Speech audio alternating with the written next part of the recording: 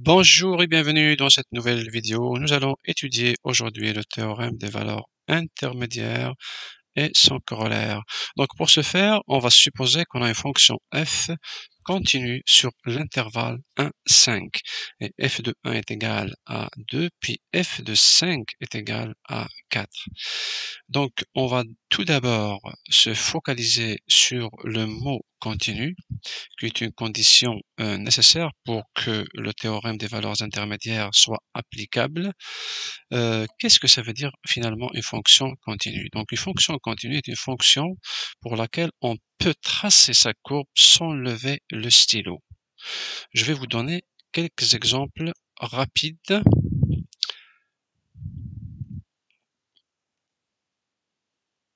Donc on a ici un petit repère ici. Okay. Alors, qu'est-ce qu'une fonction? On va commencer par les fonctions, disons, continues. Donc, si je trace une courbe comme ça, c'est que la fonction est continue. Ok? Si je la trace comme ça, c'est qu'elle est continue. Vous voyez que je l'ai tracée d'un seul coup de crayon. Je n'ai pas levé le crayon. Ok? Si la fonction est comme ça, elle est continue. Ok? Vous voyez, je fais un seul coup de crayon. Ok? Excellent. Par contre, donc je vais prendre un autre repère ici. Si je trace ma fonction de cette façon-là, cette fois-ci, donc supposons une courbe qui est faite comme ça. Donc on voit très bien qu'il y a deux parties de la courbe. Donc cette fonction est discontinue. Ok? À chaque fois qu'on voit qu'il y a deux portions de la courbe, donc elle est discontinue. Je l'ai tracée, je dois absolument lever mon crayon pour tracer donc les deux parties séparément. Donc c'est une fonction discontinue. Une fonction qui n'est pas continue est discontinue. Ok? Par exemple, je vais vous donner un autre exemple. Cette fonction-là. Et voilà. Donc il y a deux parties de la courbe de la fonction. Donc officiellement, automatiquement, nécessairement, c'est une fonction qui n'est pas continue. Donc elle est discontinue. Ok?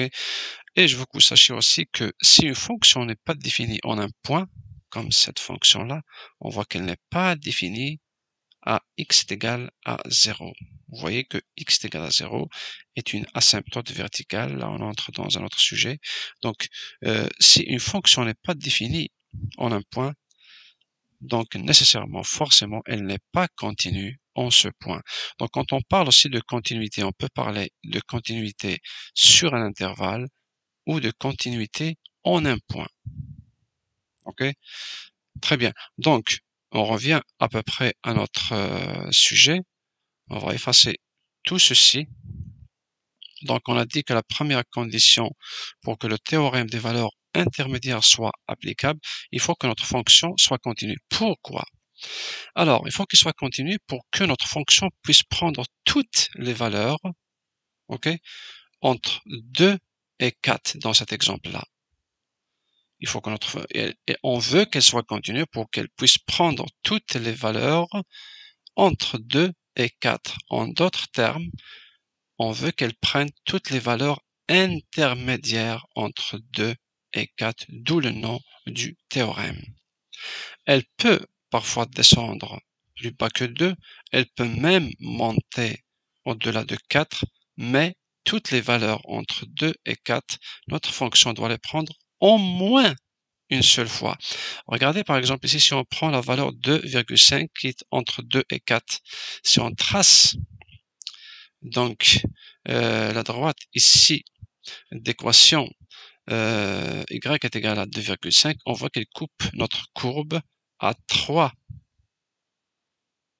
endroits. Ça veut dire que la fonction f de x est égale à 2,5, elle a 3 solutions. C'est pour ça que dans le théorème, nous dit que l'équation f de x est égale à 4 admet au moins une solution dans l'intervalle. Ici, dans ce cas, elle a admis 3 solutions. ok? Si on regarde un peu plus bas ici, si on fait ici, donc, si on prend un chiffre quelconque, un nombre quelconque entre 2 et 4, et puis qu'on appelle k, donc notre fonction f de x est égale à k va admettre au moins une solution. Regardez, dans ce cas, elle admet aussi 3 solutions, mais si on bouge ici k, on le fait monter un petit peu, ok?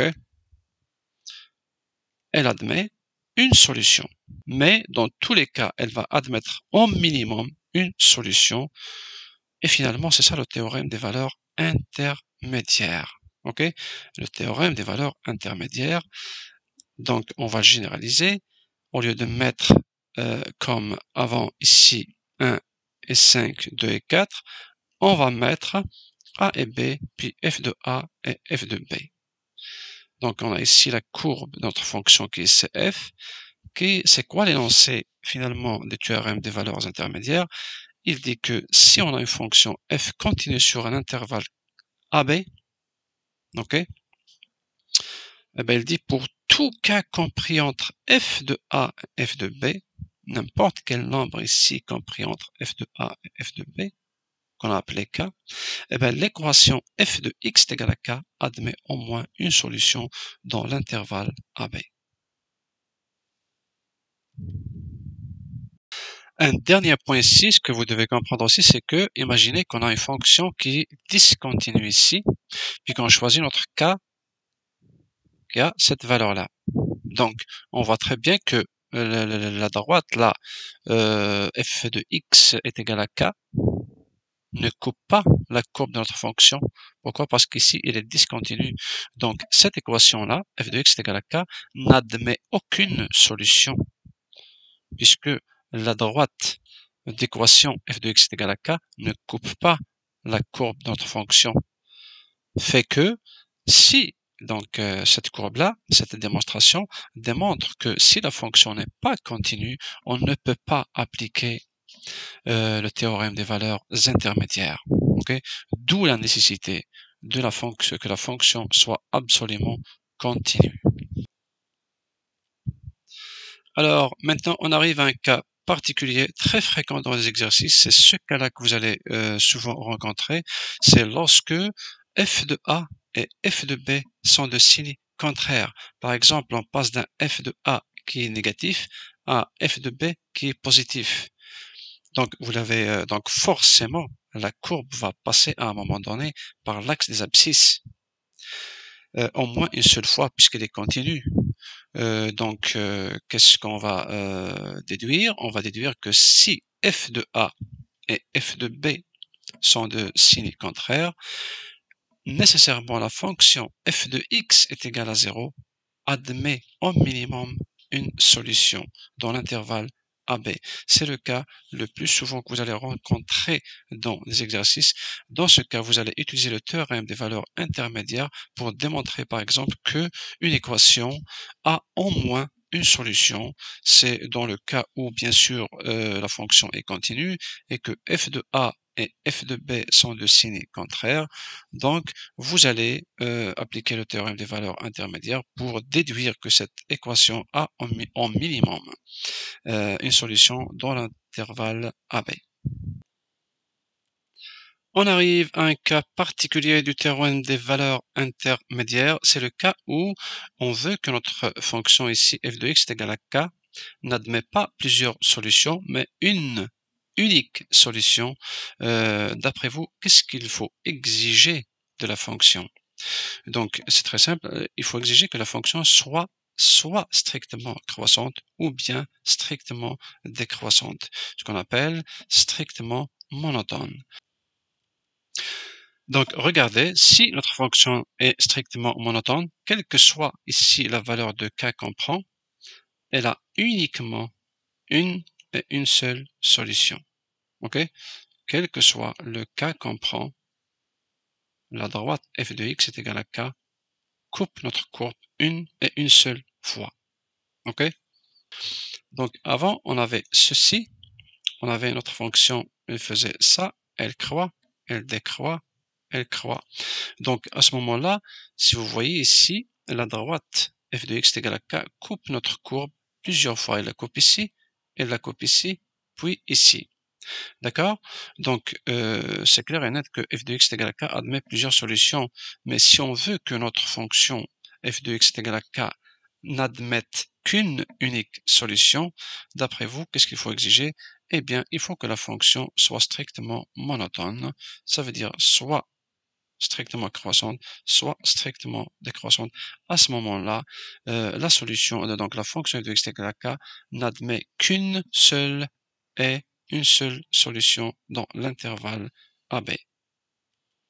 Donc, rendu ici, on peut annoncer le corollaire du théorème des valeurs intermédiaires qui dit ceci, soit une fonction f continue et strictement monotone sur l'intervalle AB pour tout cas compris entre f de A et f de B, l'équation f de x égale à k admet une et une seule solution dans l'intervalle AB.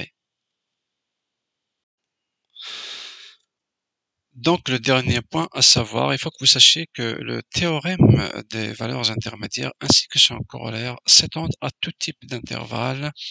Par exemple, l'intervalle A plus l'infini, mais ça peut être aussi ici, donc ouvert, ou bien donc moins l'infini jusqu'à A, de moins l'infini jusqu'à plus l'infini, et ainsi de suite. Ok? Donc ici, supposons qu'on vous donne par exemple un tableau de variation de la fonction f de x de cette façon-là. OK? Et puis, qu'on vous demande de démontrer que l'équation f de x est égale à 0 a une et une seule solution. Eh bien, vous allez utiliser le corollaire du théorème des valeurs intermédiaires.